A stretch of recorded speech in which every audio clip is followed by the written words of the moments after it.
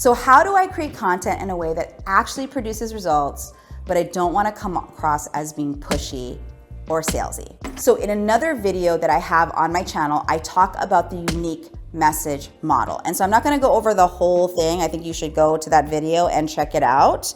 But there's one piece of the unique message model where I want you to focus, and that is your use case and your offer. Okay, so let's talk about those things. The use case first. What is the use case? It stands for unique solution expertise. It is the framework, the process, the model, the way that people who work with you or your company can get the result that they desire, right? And a lot of experts that I notice don't have a solid use case that they can use to support producing the results that their clients want. Because when you have a solid use case, what happens is that you don't have to be pushy or salesy, because they're recognizing that that particular framework, model, or process can help them get from what their current point A is, which is where they're having the problem, to the point B that they desire, which is solving that problem. So the use case, imagine it being the pathway that allows them to go from A to B, and therefore they're determining, when you describe it, how that's going to create a result for them. So it's a really beautiful, elegant, non-icky, sleazy, salesy way to show that you actually do things. And I think on the social circles and in the online world especially, this is a big problem, because people are buying things from just emotions. And that's fine, because that's psychology and that's what marketing is based on. But if you want to have great clients who get real results that you can frankly well brag about without coming off salesy, then you need a process that they go through. And if you don't have that, make sure that you go ahead and take the brand archetype quiz that I have down below, so that you can learn all about how to use your brand voice in relationship to the use case. Okay, so the second piece that I mentioned is the offer that you have. Okay, the offer that you have has to solve a specific problem.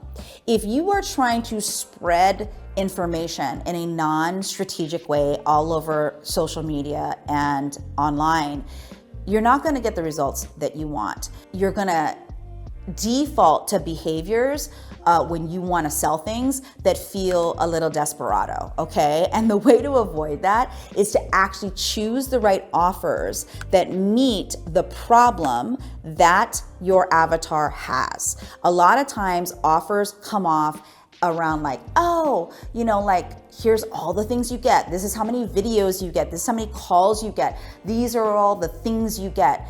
People don't care about the things that they get.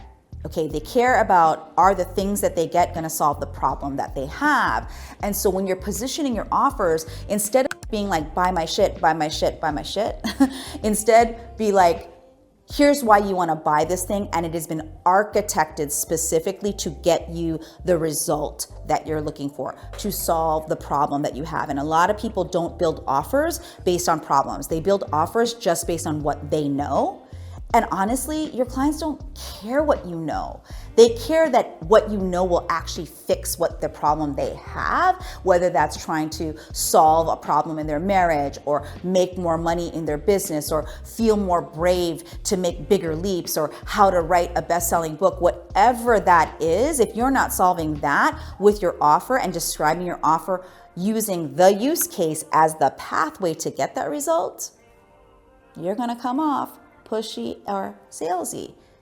But when you are able for the avatar or the audience to actually self-determine that this is a great opportunity for them, you're gonna be less likely to be called that dirty ass salesperson on the used car lot.